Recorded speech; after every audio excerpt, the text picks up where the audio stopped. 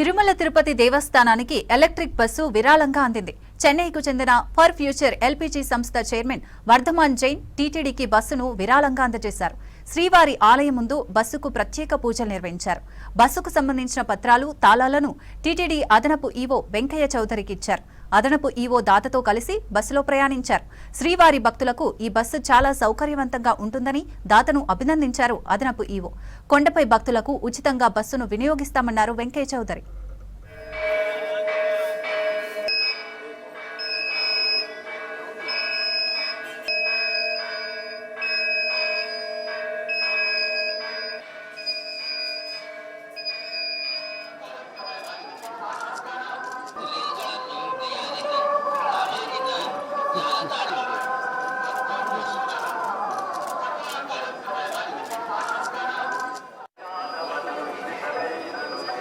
Krishna